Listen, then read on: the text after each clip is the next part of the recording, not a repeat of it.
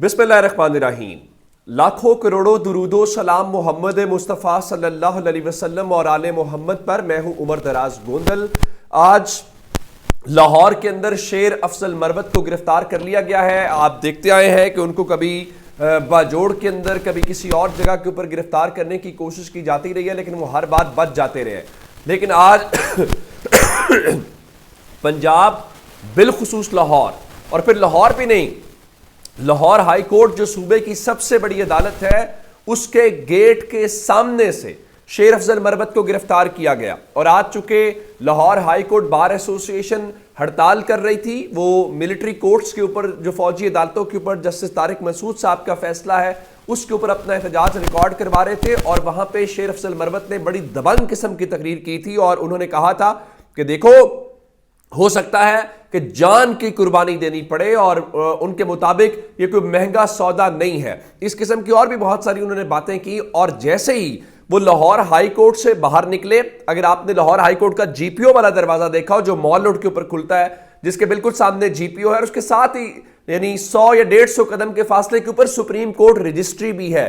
और वहां पे पंजाब पुलिस की गाड़ियां ऑलरेडी मौजूद थी, एक दो नहीं, पुलिस मोबाइलें बहुत बड़ी तादाद के अंदर थी, पुलिस बहुत ज्यादा थी। और जैसे पहले से ही वो तैयारी करके आए हुए थे कि उन्होंने शेर अफजल मरवत को यहां पे गिरफ्तार करना है।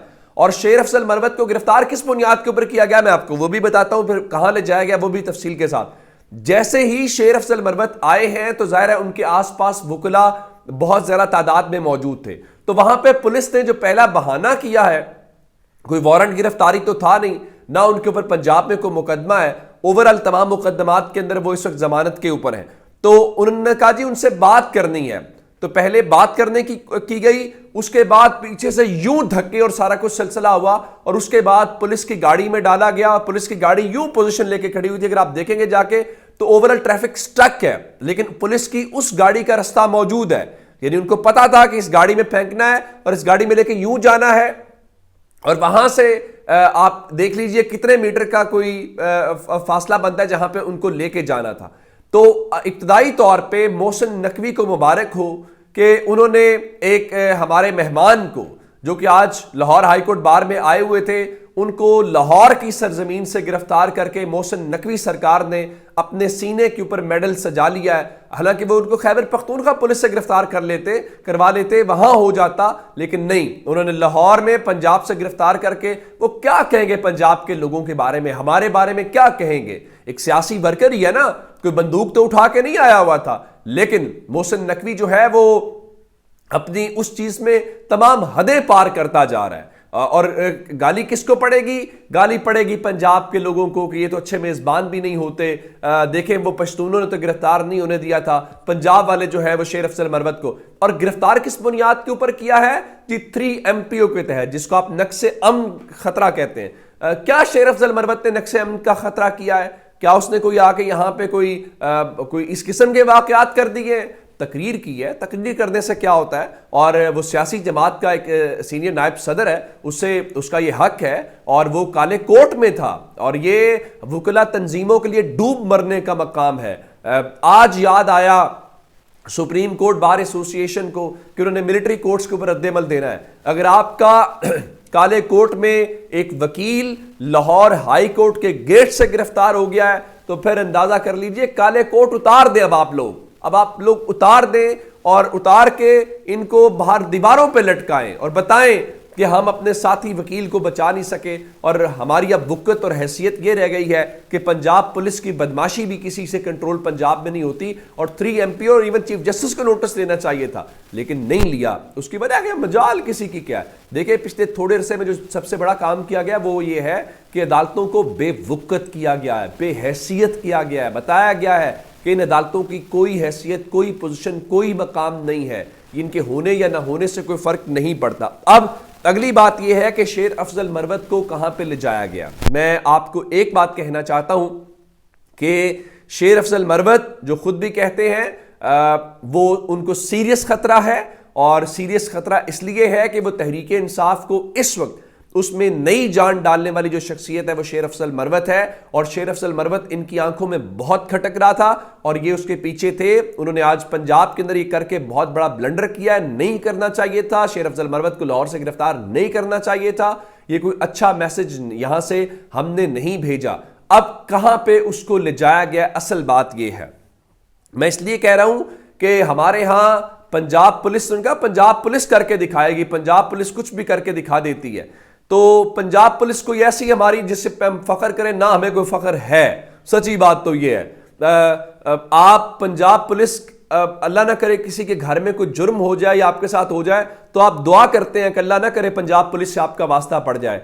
इतनी बदतरीन इदारा, अभी ट्रांसपेरेंसी इंटरनेशनल ने जो बताया है, माल खाने वाला एक 2 नंबर किस्म का जो है वो ट्रांसपेरेंसी इंटरनेशनल बता रही है। अल्लाह ना करे आपके दुश्मन का भी पंजाब पुलिस से वास्ता पड़े। इस किस्म के बेहिस लोग हैं, उनको सिर्फ पैसा माल चाहिए और एक फिरौनियत किस्म की है, यानी आप थाने में जा नहीं सकते। लेकिन चलिए, ये दुनियावी इख्तियार उनके पास है, एक हिसाब तो आगे भी देना है। अच्छा, आगे चलते हैं तो कहां पे उनको इस वक्त ले जाया गया। राइट नो जो मैंने चेक किया है, जो लाहौर हाई कोर्ट की हुदूद के साथ थाना लगता है वो थाना मजंग है। यानी आप यूं समझे कि उनको जीपीओ से लिया गया, उसके बाद रीगल चौक से वो रास्ता आगे टेंपल रोड वाला जो जाता है, तो मजंग थाने में उनको राइट नो रखा गया है 3 MPO के तहत। आमतौर पे 3 MPO होता है इस तरह से है कि आप किसी को हाउस अरेस्ट कर देते हैं या कुछ कर देते हैं तो अब जाहिर है उनको थाने से कहीं ना कहीं तो मुंतकिल करना है ना। तो 3 MPO किसी DC वो राफिया हैदर, जिसने जो डिस्ट्रिक्ट रिटर्निंग अफसर भी थी, जिसने गैर जानिबदार और शफाफ किस्म के इलेक्शंस करवाने हैं, वो तहरीक इंसाफ के लोगों को 3 MPO के तहत गिरफ्तार करवा रही है। ये पंजाब की सूरत हाल है, इससे आप अंदाजा लगा लें होना क्या। अच्छा, उसके बाद आज जो सुप्रीम जुडिशल काउंसिल के अंदर और सुप्रीम कोर्ट के अंदर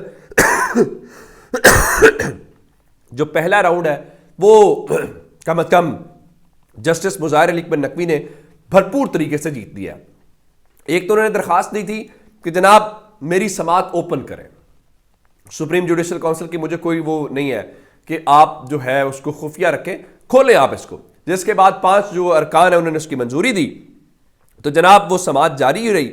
और तो ख्वाजा हारिस ने कहा लगता है कि सुप्रीम जुडिशल काउंसिल पहले ही अपना फैसला कर चुकी है, हमारी दरखास्तें कल खुली अदालत में यानी सुप्रीम कोर्ट में समात के लिए मुकर्रर है, हमें वक्त दिया जाए।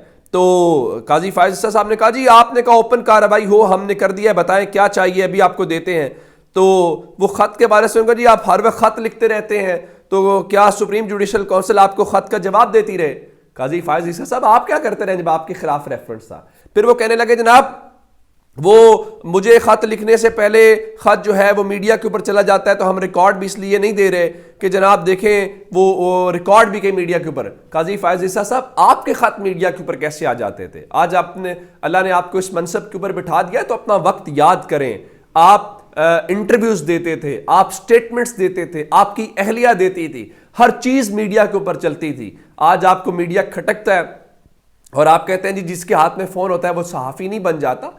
बिल्कुल ऐसा ही है। उस वक्त सहाफी, उस वक्त टीवी के ऊपर आपकी कोई बात नहीं चलाता था, वो मोबाइल वाले सहाफी जो थे जो आपकी बात चलाते थे। लेकिन जाहिर है इस वक्त आपके पास इख्तियार है।